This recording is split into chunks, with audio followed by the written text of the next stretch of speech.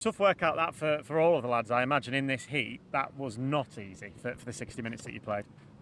No, but I think it's what you look for in pre-season. Everyone goes away for warm weather training, and luckily we got ahead of it here, so it was difficult. I mean, it was pretty hot, even watching. Oh, listen, it was a grind sitting down, watching a TV screen and watching the pitch. So I would say I feel for these guys, but I'd be lying. But we all know how hard it is, and it's what you need in pre-season. How much do you think you got out of that 60 minutes today, personally, Hamza? You've been on international duty, of course, recently. Yeah. And congratulations on your goal, by the way. Thank you very much. So how much do you think you personally got out of that? You get a lot. I've been back a week. To get an hour after a week in pre-season is, you don't normally build up for like 10 days before you even go into an 11v11. Yeah. So to get that after a week, get 6 minutes in the legs is massive. You just feel so much stronger, so much fitter. You can train. Like you say, like when you pick up injuries and stuff, you can train for 4 or 5 weeks, and Yes. as soon as you go into a game, it's a different kettle of fish. Yeah, So absolutely. to get it in this early, it feels good, and hopefully we can build on it next week. I have to say, I thought the period, I'm calling them periods, 3 periods, that you lot played in was probably my favourite. I thought the tempo of the game was played in the right way. So the guys that were on the pitch were maximising getting up to those kind of fitness levels like you'll need at the beginning of the season. Yeah, exactly. It's credit to the lads. You know, we probably had the graveyard shift, the third 60 minutes reported, and waiting around all day. Yeah. But like I say, it's credit to the lads' attitudes they showed, and King was big on it this year. It's about mentality and attitude, and we showed it, especially the lads at the end. Obviously, the other two worked just as hard, but to keep concentrated and play in these conditions, which is, you know, you don't want to complain too much. It's too great. Look at the pitch and its surroundings, but it's difficult. But the lads got it in, and like you say, it's credit to them. You mentioned the mentality there, the attitude. One word we've heard an awful lot of in pre-season is intensity, and there was that in each of the 3 periods, if you like, as Jerry's calling them. Can you really feel that in the group at the minute? That there is that intensity in every session that you do? Yeah, definitely. Like I said, I think the boys have touched on it and King has touched on it. The lads have really come in refreshed. Obviously, I wasn't here the back end of last season, but from what I've heard, it feels like a complete different changing room.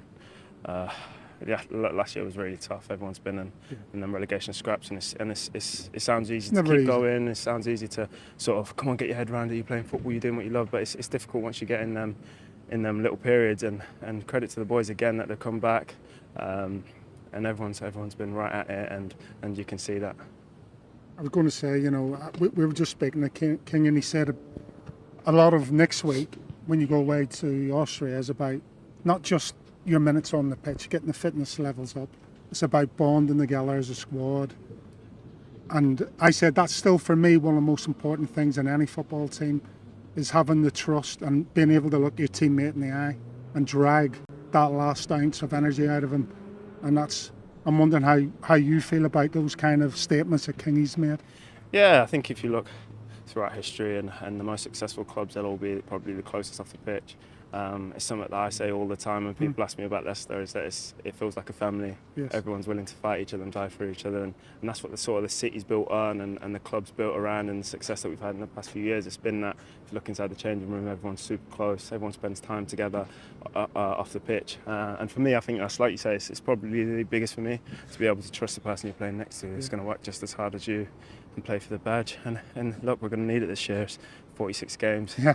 It's a grind. It's probably the toughest championship's been for a while if you look at the teams there and what people are spending in the transfer windows. But look, like I said, the lads look really good in there. So cool. Yeah. Just finally, Hamza, because I know you'll want to shoot off. Although you've got the gym, haven't you? So you might as well stay with us, and then you don't necessarily have to do that. Just say you've been here too long. Going into Austria, and Jerry mentioned obviously the fitness there. For you are technically a week behind, really, because of obviously coming back. But do you feel like you're on a level with the rest of the lads?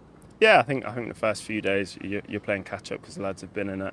No matter how much running you're doing, like I said, you can't mirror the possessions, the games, and stuff like that. So for the first couple of days, you are catching up. Your heart rate's probably through the roof in the first sessions. You're trying to find your legs, but like you say, with stuff like this, it starts evening out the playing field, and everyone starts catching up.